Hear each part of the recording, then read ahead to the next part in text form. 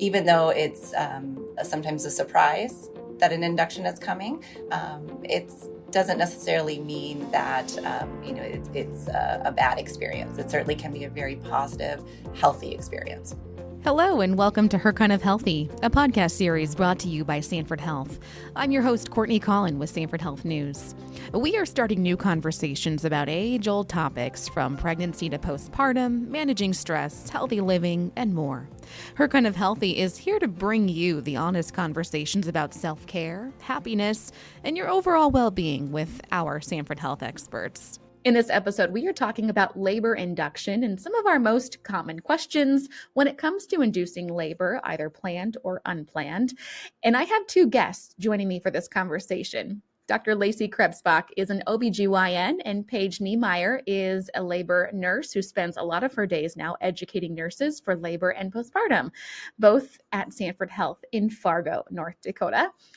Dr. Krebsbach, Paige, thank you so much for taking the time to join me. Thank you. Yes, thanks for having us. So we're going to start with this question for you, Dr. Krebsbach. What does it mean when we talk about inducing labor? And please feel free to chime in, Paige. I'd love to know why a woman would be induced and when is it recommended? So the process of an induction of labor is essentially getting the uterus to start contracting before the spontaneous onset of labor. And there are different methods to do that. And there are different indications with which we do that as well. There are often medical indications, which is the most common cause that we induce labor. And those can fall under the category of maternal issues. If mom has underlying medical concerns such as hypertension or diabetes, those could be baby issues. If there's a concern for growth restriction or other issues as to why baby would maybe need to have a timed delivery instead of waiting for the onset of labor. And then there are more elective type of inductions where medically the pregnancy is healthy and mom and baby are fine, but for other reasons, between the provider and the patient, it's decided upon to move towards delivery sooner than waiting for labor. What methods are used to induce labor? The labor induction process can be just that. It can be a process. It can be a few days of a process. And the determination of what we use to induce labor all depends on the starting point for the patient. So there is a process that kind of kickstarts labor when the cervix maybe hasn't quite started to soften or dilate, and that's called cervical ripening. And then there's the more active labor process where we're using medications through the IV or potentially breaking the bag of water around baby to help kickstart those contractions. Paige, why would a patient need an induction, or why would they opt for one by planning ahead? Yeah, so we do have what's called an elective induction will call list.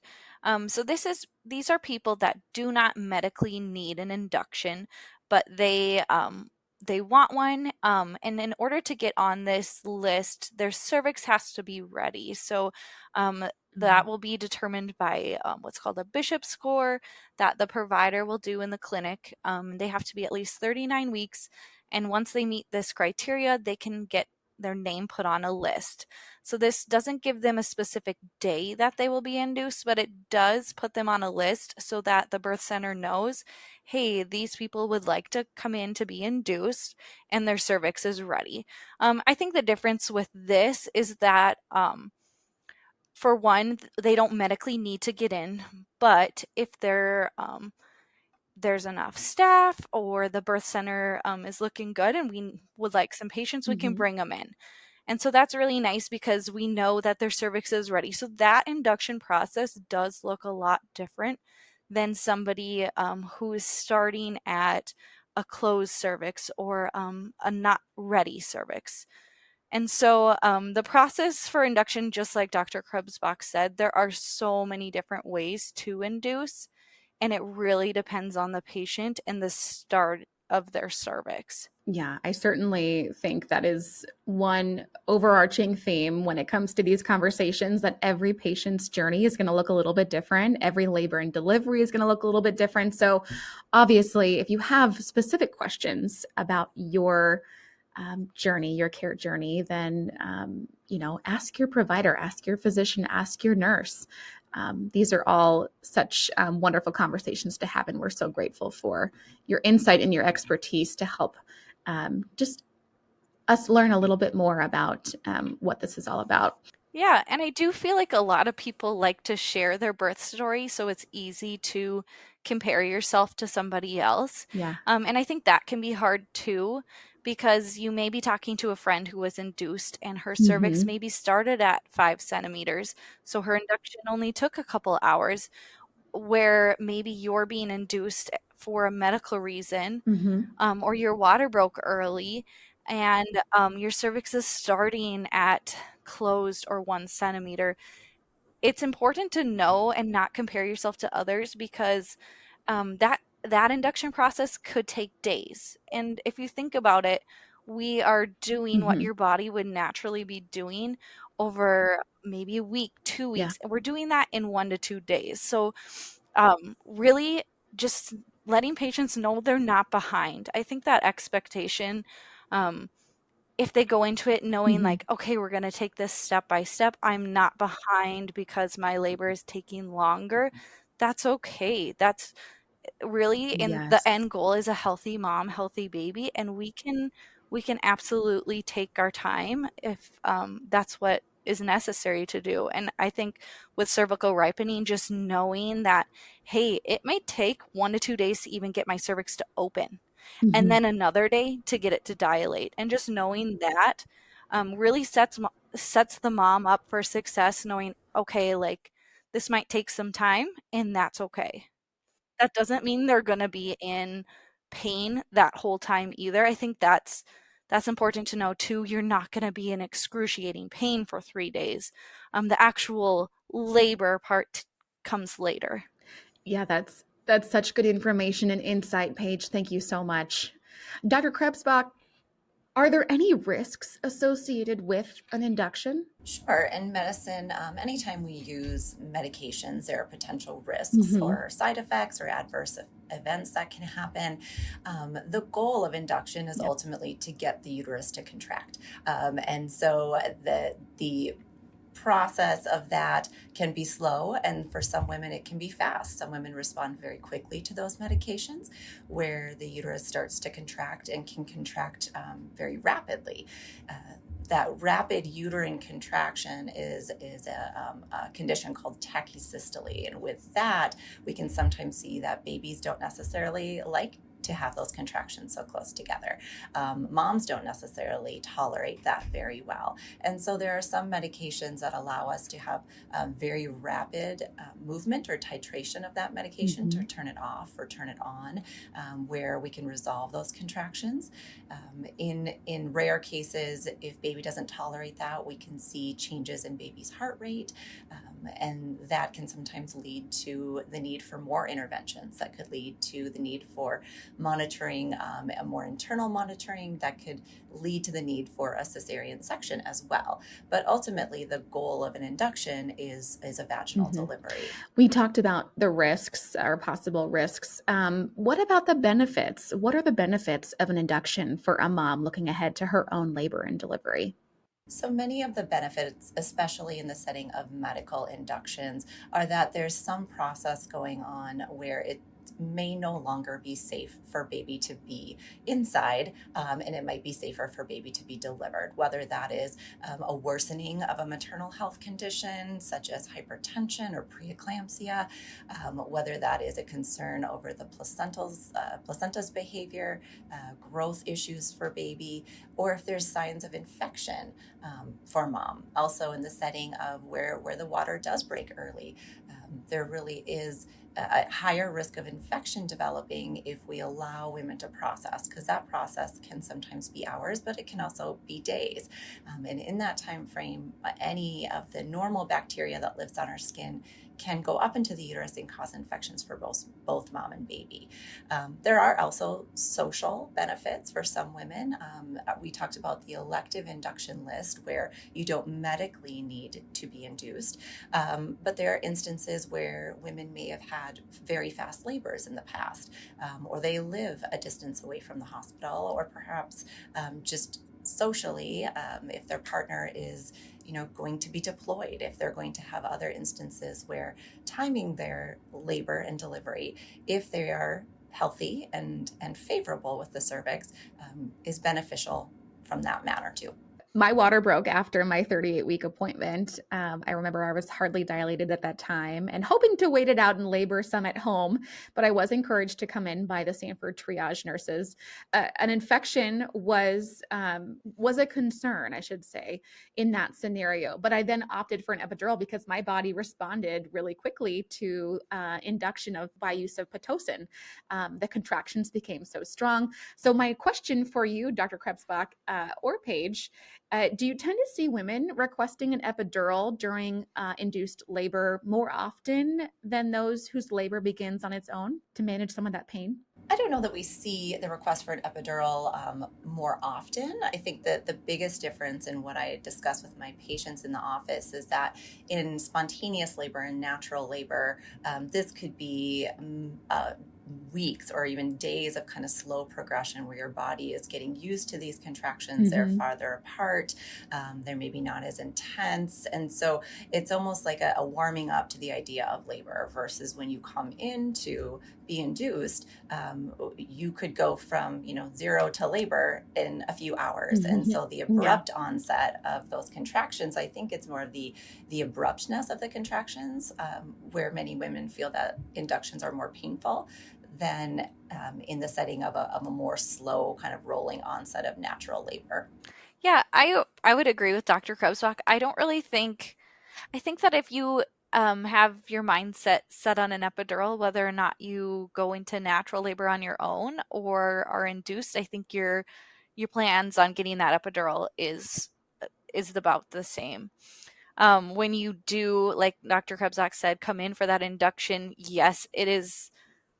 You probably feel a lot quicker, but then it's also done a lot quicker as well. So some people like knowing that as well. But I think if you're going to get an epidural, you would get it either regardless. And if your plan was not to get an epidural, people who are induced, if their plan is not to get an epidural, they do that all the time. Just because you're induced doesn't mean you have to get an epidural or that you won't be able to tolerate it, because we don't want your contractions to be every minute. Like Dr. Krebsbach said earlier with the tachysystole, we have to allow that 2 to 3 minute between contractions is actually like perfect. 2 to 3 minutes apart is like ideal. It gives the baby and the mom a chance to recover before the next one.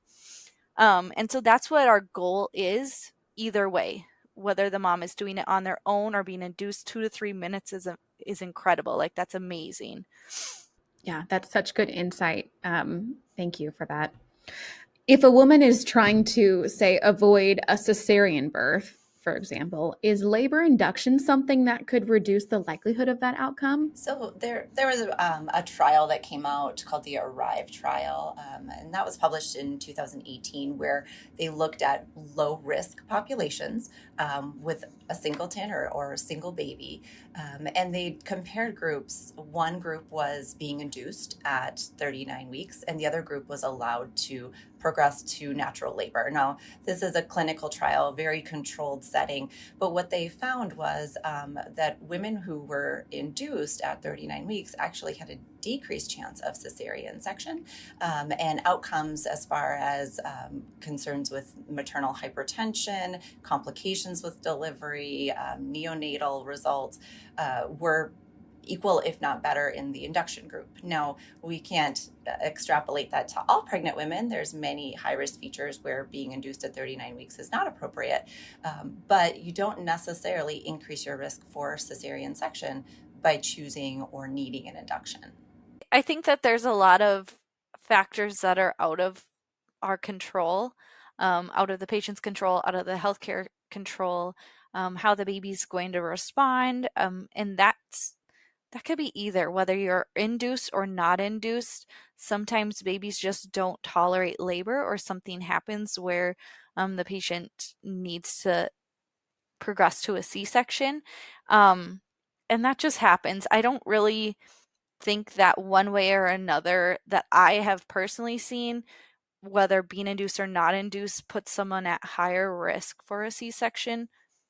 But I mean, I understand the question. Like, it's a very important question. Let me jump to this. Things that the internet tells you might help induce labor naturally. Things like dates, pineapple, certain types of tea, maybe some certain oils, having intercourse, stimulation of the nipple. Dr. Krebsbach, is there any truth to any of this? And what would you tell women who might be looking for some answers and they are wanting to induce labor ASAP? So one thing I talk with my patients a lot about is if there was anything that was medically proven to work in all pregnant patients, nobody would ever get to their due date or go beyond. So there are certainly things that aren't harmful, but aren't necessarily medically accurate in getting labor started. One of the medications that we use when we do cervical ripening is a medication called prostaglandin, and that's one we use for early labor inductions. Now, there are a few natural things that will stimulate the release of prostaglandins, and nipple stimulation and intercourse are both the possibilities that could potentially kind of kickstart the uterus. Not proven that you will go into labor, but again, not necessarily harmful. Some of the foods and drinks and those questions that I see, the pineapple, there's no evidence of that, but again, not necessarily harmful. The red raspberry leaf teas, there's just not a lot of great safety data on that. So if you're drinking that just as in normal consumption, it's unlikely to be harmful, but there's also no evidence that it works. There actually are studies on the dates. However, the date issue is that usually you need to consume 3 to 10 dates a day for multiple weeks in advance. So usually starting at 35 to 36 weeks, you're eating potentially up to 10 dates a day every single day. And in those scenarios, there might be a slight increased chance of delivering before your due date. But again, very controlled studies that it wasn't necessarily significantly statistical significance. One that I do get questions on a lot is the use of castor oil. Castor oil is something that's been around for a very long time as a very potent laxative. And so one of the things that can happen when you consume castor oil is you can develop a lot of GI cramping, even a lot of very frequent and loose stools, which to any pregnant woman, it does not sound appealing. But also to a non-pregnant woman. Exactly. Also with that, you can become a little dehydrated. And any woman who's been pregnant knows that if you're behind in your fluids, if you're dehydrated for whatever reason, the uterus starts to cramp and contract too. So not necessarily scientifically validated or safe really for most people. Well, thank you for clearing the air a little bit on that. When we talk about trying to induce labor naturally at home, is there a time frame that would be considered unsafe to start doing some of these things if we think that that's going to work for us? When you say something like 35 weeks, that seems early to me. But talk through what would be a safer time, if any, to start some of these experimental labor induction methods. Sure. Really, we consider a term pregnancy at 37 weeks. However, there is still a lot of development that happens up until 39 weeks. So doing things like nipple stimulation after 37 weeks, it can release your natural oxytocin, which is Pitocin in its natural form, can lead to some uterine contractions, but hasn't been shown to be effective unless you're already favorable, meaning that cervix is already starting to soften, starting to dilate a little bit. So doing anything like that preterm wouldn't necessarily be suggested. With respect to things like intercourse, again, at term at 37 weeks and beyond, if you want to attempt that, but in the setting of knowing for sure that your water hasn't been broken or there aren't leaking fluid, because that can increase the risk, of course, for infection as well. And then there are certainly pregnancies where none of these options should be considered. There are instances where there are placental abnormalities, or there are previous surgeries that have happened on the uterus that put you at very high risk for inducing, where we wouldn't recommend even these home mechanisms to try to get labor started. Paige, if a woman has on her birth plan hopes for an unmedicated natural labor and delivery, is there a way for her to lower her chance of having an induction if that's not something that she truly desires for her labor and delivery? That is such a great question. I think, I guess medically, there are always things that come up medically, but for if her goal is to have an unmedicated natural birth, I think that we do an amazing job with this. We do have something called an Empower Tower that we recently created, where it has all different things that help with distraction, relaxation, and pain control once you are in the hospital. I do think if your goal is unmedicated and your water is still intact and you're laboring at home, like, it's okay to labor at home for as long as you want, as long as you feel safe. Your contractions aren't too close together. If they're still like 5 to 10 minutes apart, 10 minutes apart, that's okay. Once you get closer to that 5 minutes apart, and like I said, your water is still intact, that's when we would want you to come in more. But as far as whether or not being induced, if they can prevent being induced, I Mm-hmm. don't really. I mean, nobody has to sign up for the will call. No one has to get induced unless it's medically indicated. Sure, sure. But even if you are induced, I do feel like there are so many ways we can help to help that birth plans so that you don't have to get an epidural. We have amazing large whirlpool jet tubs that we can dim the lights. We can do little candles in there. We can put your playlist Mm-hmm. on. I think anybody who comes prepared, knowing they want to do an unmedicated birth, can be successful. Yeah. I think one thing to keep in mind for all patients, especially those patients that perhaps an induction wasn't something on the radar when they come into the office, and perhaps there's a new finding like a nuance at high blood pressure or something that urgently the recommendation turns from we're waiting for labor to now we need to send you to the hospital. That can be a very scary moment for patients. That can be very abrupt change and shift in the plan Mm-hmm. that they had made. I just hope that patients realize that an induction is not, a failure of your body or a failure of your pregnancy by any means. There are so many things that are out of your control when it comes to your health in pregnancy and complications that can arise at the drop of a hat. And so ultimately, and Paige mentioned this before, but ultimately our birth plan for everybody is a healthy mom and a healthy baby. And we want you to achieve that regardless of how it has to be started. But we don't take inductions lightly, especially medical inductions.